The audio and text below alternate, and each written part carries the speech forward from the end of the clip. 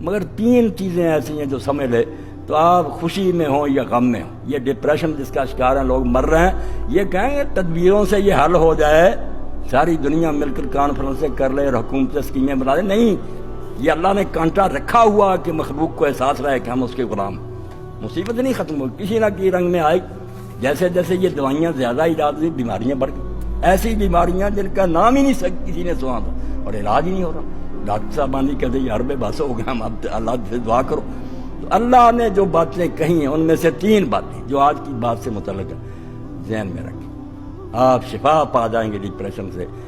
آپ وہ سدا بہار پھر گلاب ہو جائیں گے کہ کبھی نہیں گرائے.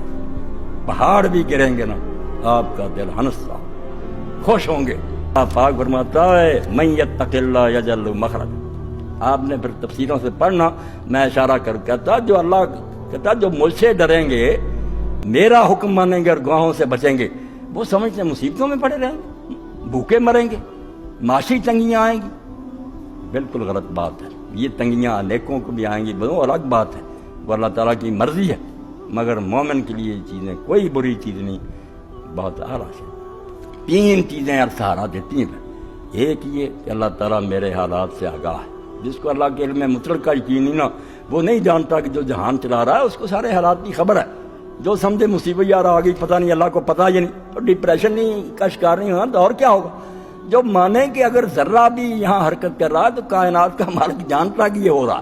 اس وقت لیے مصیبت میں ہو خوشحالی میں, پہلے تو یہ مانے کہ اللہ تعالیٰ سارے حالات سے آگاہ اور باخبر ہے. اس کے بغیر تو ایمان ہی بالکل شان نہیں.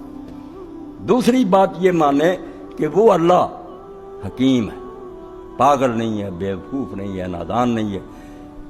ساری دانائی اور حکمت جو ہے اسی کے پاس ہے. بندوں کو تو ذرا ذرا, جب اس کو حکیم ماننے کا دانا, جیسے طبیب پر حالانکہ ڈاکٹر کاٹ دیتے ہیں, اس لوگ خوشی سے فیس لے کر کٹواتے ہیں. کیوں؟ بھروسہ ہے کہ یہ دانا ہے, ٹھیک کر. تو یہ مانے گا کہ اللہ اگر مصیبت نازل کرتا ضروری نہ ہوتی تو کیوں کرتا, وہ احمق ہے کہ غلط کام کرے, دانا ہے.